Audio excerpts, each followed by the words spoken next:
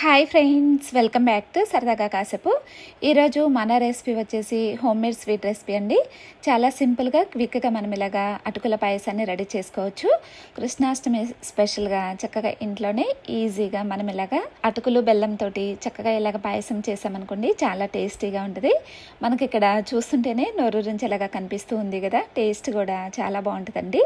చక్కగా ఇలాగ చేసుకుని మనం కృష్ణునికి నైవేద్యంగా పెట్టేసేయచ్చు. తప్పకుండా మీరు కూడా ఇలాగ ట్రై చేయండి, అందరికీ కూడా నచ్చుతుంది. ఇక మనం లేట్ చేయకుండా వీడియోలోకి వెళ్ళిపోదాం. ఇక్కడ స్టవ్ ఆన్ చేసుకుని ఒక గిన్నె పెట్టేసి దీంట్లోకి ఒక చిన్న కప్పుతోటి 1 కప్పు వరకు కూడా బెల్లం తురుమును వేసుకుందాము. వేసుకుని ఒక 1/2 కప్పు వరకు కూడా వాటర్ యాడ్ చేసుకుని మనం ఇలాగ కలుపుకుంటూ జస్ట్ బెల్లాన్ని కరిగించుకుంటే సరిపోతుందండి. ఫ్లేమ్ని లో ఫ్లేమ్లోనే ఉంచుకొని మనం ఈ ప్రాసెస్ మొత్తం కూడా చేసుకోవాలి. ఇక్కడ చూస్తున్నారు కదా, మనకు బెల్లం కరిగిపోయింది. ఇలాగ మనం బెల్లం కరిగించుకున్న తర్వాత మరొక 1 మినిట్ వరకు కూడా బాయిల్ అవనిద్దామండి ఈ బెల్లం వాటర్ను. సో మరొక 1 మినిట్ తర్వాత ఇక్కడ చూస్తున్నారు కదా, చక్కగా మనకు బెల్లం సిరప్ రెడీ అయిపోయింది. ఇక ఇప్పుడు స్టవ్ ఆపేసుకుని ఒక సైడ్కి పెట్టేసుకొని ఉంచుకుందాము. అలాగే ఇంకో సైడు స్టవ్ ఆన్ చేసుకుని ఒక గిన్నెలోకి ఒక 1/2 లీటర్ వరకు కూడా మిల్క్ను వేసుకొని మిల్క్ను బాయిల్ అవ్వనిద్దామండి. ఇక్కడ నేనైతే ఓన్లీ మిల్క్ని తీసుకుంటున్నాను. అలా కాకుండా 1 గ్లాసు వాటరు అలాగే మరొక గ్లాస్ వరకు కూడా మిల్క్ ఎలాగైనా తీసుకోవచ్చు. లో ఫ్లేమ్లోనే ఉంచుకొని మనం ఈ పాలను బొంగరానిచ్చుకుందాము. అలాగే ఇంకో సైడు స్టవ్ ఆన్ చేసుకుని ఒక కళాయి పెట్టేసి దీంట్లోకి 1 కప్పు వరకు కూడా నేను నెయ్యిని వేస్తున్నాను. చిన్న కప్పుతోటి ఇలాగ వేసుకుని నెయ్యిని కరిగించుకుందాము. ఇప్పుడు దీంట్లోకి కట్ చేసి పెట్టుకున్న బాదంను వేసుకుందాము. వేసుకుని మనం ఈ నేతిలో వేయించుకుందామండి. ఫ్లేమ్ని లో ఫ్లేమ్లోనే ఉంచుకొని చేసుకోవాలి. ఇలాగ మనకు ఇవి కాస్త ఫ్రై అయిపోయిన తర్వాత ఇందులోకి కొన్ని జీడిపప్పులను కూడా వేసుకొని ఇలాగ కలుపుకుంటూ ఫ్లేమ్ని లో ఫ్లేమ్లోనే ఉంచుకొని మనం ఫ్రై చేసుకుందాము. ఇవి కూడా కాస్త ఫ్రై అయిపోయిన తర్వాత దీంట్లోకి కొన్ని కిస్మిస్లను యాడ్ చేసుకొని మరి కాసేపు ఫ్రై చేసుకుందాము. ఇక్కడ చూస్తున్నారు కదా, చక్కగా రెడీ అయిపోయాయి. వీటిని తీసుకుని ఒక బౌల్లోకి వేసుకుని సైడ్కి పెట్టేసుకుని ఉంచుకుందాము. ఏ కప్పుతో అయితే బెల్లం తురుము తీసుకున్నామో అదే కప్పుతోటి ఒక 1 కప్పు వరకు కూడా ఇక్కడ నేను పోహాని యాడ్ చేస్తున్నాను, అటుకులను వేస్తున్నాను. వేసుకొని ఫ్లేమ్ని లో ఫ్లేమ్లోనే ఉంచుకొని మనం ఇలాగ కలుపుకుంటూ నేతిలో వేయించుకుందాము. మనకు ఇక్కడ అటుకులు చాలా త్వరగానే ఫ్రై అయిపోతాయండి. ఇక్కడ ఒకసారి మనం చెక్ చేసుకుందాము. చూస్తున్నారు కదా, ఇక్కడ మనం కట్ చేస్తూ ఉంటే చక్కగా కట్ అయిపోతుంది.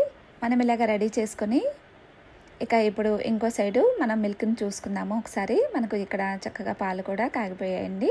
ఇలాగ మనకు పాలు కాగిపోయిన తర్వాత స్టవ్ ఆపేసుకుని ఇక కాగబెట్టుకున్న పాలను మనం వేయించి పెట్టుకున్న ఈ అటుకుల్లోకి వేసుకుందాము. వేసుకొని ఫ్లేమ్ని లో ఫ్లేమ్లోనే ఉంచుకొని మనం ఇలాగ కలుపుకుంటూ చక్కగా ఈ అటుకులను పాలల్లో ఉడికించుకుందాము. మనకి ఇక్కడ చాలా త్వరగానే అటుకులు కుక్ అయిపోతాయండి. ఇక్కడ ఒకసారి చెక్ చేసుకుందాము కుక్ అయిపోయాయా లేదా అనేది. వితిన్ 2 మినిట్స్లో మనకు కుక్ అయిపోతాయి. ఇక్కడ చూస్తున్నారు కదా, చక్కగా మనకు కుక్ అయిపోయాయి. ఇక ఇలాంటి టైంలో దీంట్లోకి మనం కొంచెం ఎలాచి పౌడర్ కూడా వేసుకుందాము.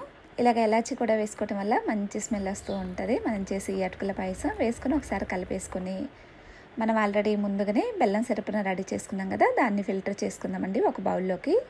ఇలాగ మనం ఫిల్టర్ చేసుకొని ఇప్పుడు ఈ బెల్లం సిరప్ను వేసుకుందాము.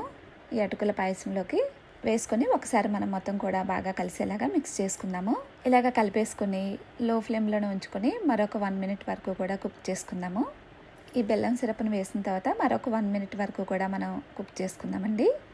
చూస్తున్నారు కదా, చక్కగా మనకు రెడీ అయిపోయింది. ఇక ఇప్పుడు దీంట్లోకి మనం ఆల్రెడీ ముందుగానే ఫ్రై చేసి పెట్టుకున్న నట్స్ వేసుకుందాము. ఇవి కూడా వేసుకొని మనం మరొకసారి బాగా కలిసేలాగా మిక్స్ చేసుకుందాము. కలిపేసుకొని ఇక స్టవ్ ఆపేసుకుందామండి.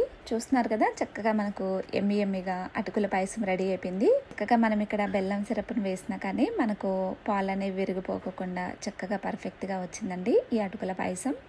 ఈ ప్రాసెస్లో చేశారంటే మొదటిసారి చేసుకునే వాళ్ళకైనా సరే పర్ఫెక్ట్గా వస్తుందండి. మనకు చూస్తుంటేనే నోరూరించేలాగా కనిపిస్తూ ఉంది కదా, టేస్ట్ కూడా చాలా బాగుంటుంది. అలాగే గుమ్మగుమ్మలాడుతూ ఎమ్మిగా ఉంటుంది. తప్పకుండా మీరు కూడా ఇలాగ ట్రై చేయండి, అందరికీ కూడా నచ్చుతుంది. చిన్ని కృష్ణయ్యకు చక్కగా కృష్ణాష్టమి స్పెషల్గా ఇలాగ అటుకుల పాయసం ఈజీగా చేసి పెట్టండి. ఇలాగ రెడీ చేసుకుని మనం ఒక బౌల్లోకి వేసుకుని సర్వ్ చేసుకుందాము. తప్పకుండా మీరు కూడా ఇలాగ ట్రై చేయండి, అందరికీ కూడా నచ్చుతుంది. ట్రై చేసి మీకు ఎలా వచ్చింది అనేది కామెంట్ చేయడం మాత్రం మర్చిపోమాకండి. ఈ వీడియో మీకు నచ్చిందని అనుకుంటున్నాను. ఈ వీడియో నచ్చినట్టయితే ఒక లైక్ చేయండి. అలాగే ఇలాంటి మరిన్ని రెసిపీస్ కోసం మన ఛానల్ను సబ్స్క్రైబ్ చేసుకుని ఫ్రెండ్స్ అండ్ ఫ్యామిలీ మెంబర్స్కి షేర్ చేయండి. Thank you for watching.